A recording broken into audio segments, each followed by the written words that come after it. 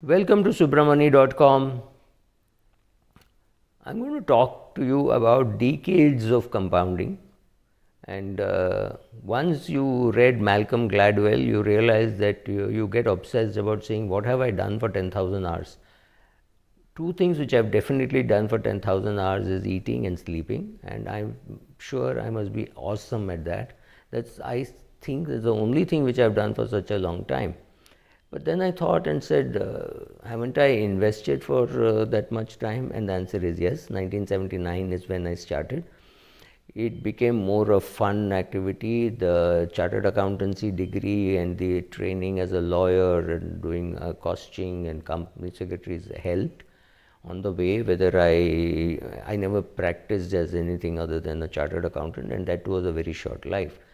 But yes, these things helped, and in the long run it helps the fact that you speak to many promoters and you realize their own attitude towards money, whether they'll suck money out of the company, whether they will give it back to you. All this you learn on the way. So I have, let's put it this way, 1979, which makes it about 41 year. This is the 41st year of investing. I started training people in 2002 commercially. Before that, I used to do small training sessions for our whole office, right? How to do these settlements and how to deal with the banks, etc., etc. But it was not commercial in the sense, yeah, we had a staff of 10, 12 people who had to be instructed. So, yes, some of those things. But commercially or charging a fee for training is something which I started in 2001 or 2002. And so that's 2 decades of that, and I started cycling and running. Don't look at me that way. Yes, I've been running and cycling, and it's been doing nothing for the last 2 months, and that has also been a decade. So then I realized that anything requires tremendous amount of time and commitment, in the sense that if you want to do it well, if you want to do it, it's become like second nature to me. I never feel that I'm talking about equity shares and I'm wasting time, and why am I doing at 9 a.m., why am I doing at 9 p.m., why am I doing at 5 a.m. I can do it all day long. Talking about investing is a complete pleasure. It's my ikigai, and I can really talk to 22-year-olds with same enthu as talking to a 85-year-old who's been in the markets for a few decades. So it becomes fun. Then you don't look at it as to how much time you're spending on that. You get better and better because of experience. You get better and better because you maintained a diary and you wrote down what the mistakes you made, right? A blog is very useful, which it records all my mistakes, all the things that I've done in the past, which some good, bad, ugly. As long as the good, bad are far greater than the ugly ones, life is good. But remember, compounding works everywhere, whether it is experience, whether it is your diet, whether it is your investing. So even if you have invested in your diet, in the sense that you observe what you're eating and you're very clear about what you're eating, and you know that what it is, this food is going to do for you, right? So exactly the same thing is what you should be doing even in your investing. You should know why you're investing, what you're investing, and give it a lot of time, give it compounding effect. Once you do all that, you create good wealth, you did create good health, and that's what you set out to do, right? Thank you. I should be calling this Decades of Compounding Part 2. I said, I've got 40 years of investing experience. So let me just quickly summarize the learnings from it. One, you don't need academic brilliance. You need basic intelligence. You don't need to be brilliant. Yes, if you're brilliant and you understand better, but I've known India's top 2 investors, I will not name them. Let's say both are chartered accountant. One is a rank holder and one is a guy who passed after 3 attempts. So does it take away from the fact that a person who's taken 3 attempts is not as brilliant as the other guy? Actually, it makes no difference. Both have their own styles, both have made a lot of money, and I'm not getting into what their names are. So right, so academic brilliance helps, but academic brilliance not being there should not stop you from creating wealth for yourself in the long run. Meeting smart and brilliant people is always useful. Absolutely, their ability to understand, and that way I should thank my clients. So, because I've been to the Supreme Court and the high courts of various parts of the country. I've been to Indore, I've been to Chennai, I've been to Mumbai, of course, been to Delhi, all these high courts. You meet some of the sharpest legal brains, and they're really brilliant, right? If I have to point out one person whom I met who was brilliant, it would be unfair to name one, so let me name two. Ram Jethmalani and Justice J.C. Shah. If you're old enough to remember the Shah Commission, which went into seeing what Indira Gandhi's excesses were, right? That J.C. Shah. These are two guys, both from the legal field, absolutely brilliant. You just had to tell the P of your problem, and the solution would be there with you. I mean, I met many lawyers, right? Many practicing lawyers, including many who are alive today. I met K.K. Venugopal, I met Fali Nariman. It's not to say that these guys are not brilliant, but if I have to give you one name which stands out, it had to be Ram Jethmalani and maybe J.C. Shah, but Ram Jethmalani even above that, right? You don't have to be something special to make money in the market. You don't need godfathers, right? Shah Rukh Khan made a career for himself in the same film industry where people with godfathers struggle. Ditto for equity markets. People who are today with net worth of 10,000 crores plus, most of them have created almost all the wealth by themselves. Some with listing, some without listing, right? That's not funny, that's huge. Some of our fund managers have created that much kind of wealth for themselves and much more wealth for their investors, right? So they have created wealth.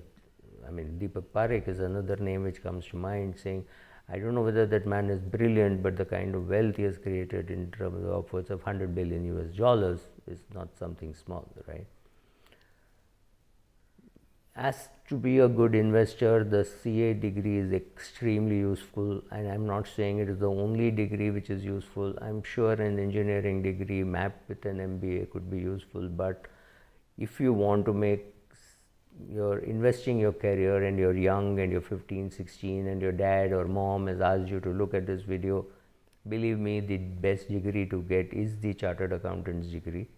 Go and get the CA degree. In the meanwhile, if you also get your CFA degree, that's great. Beyond that, you don't need, but if you must, then go and get an MBA, preferably get it from some university abroad. If you can't get into the top ones in India, don't do an also ran MBA after doing your CA. Either you go to IIM Ahmedabad, go to ISB, when I say IIM, I mean Ahmedabad, Bangalore, Calcutta, Kolkata, however. So the old ones, XLRI should be good, right? So go somewhere, learn the skills, meet good, smart, intelligent people.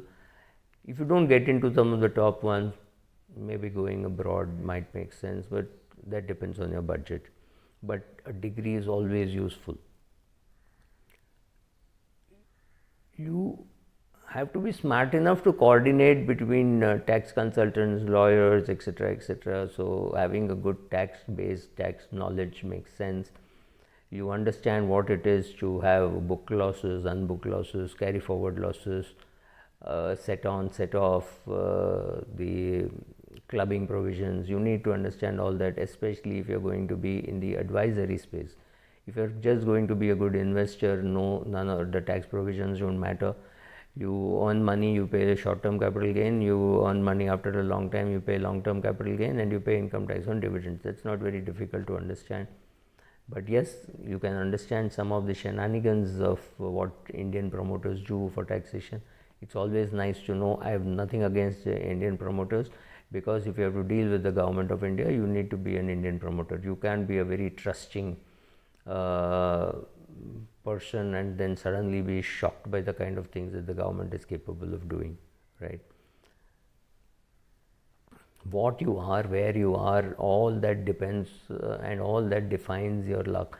We underplay the role of luck. If I had not stayed with the good Jews of Ghatkopar, I would have still been working in some PSU bank as a vice president or general manager, whatever, constantly obsessed about मेरा bank बंद हो जाएगा तो क्या होगा, constant worry. I would have done that. So my father shifting to a better location, completely better location, I would say, from an investment point of view, that helped, and that was luck.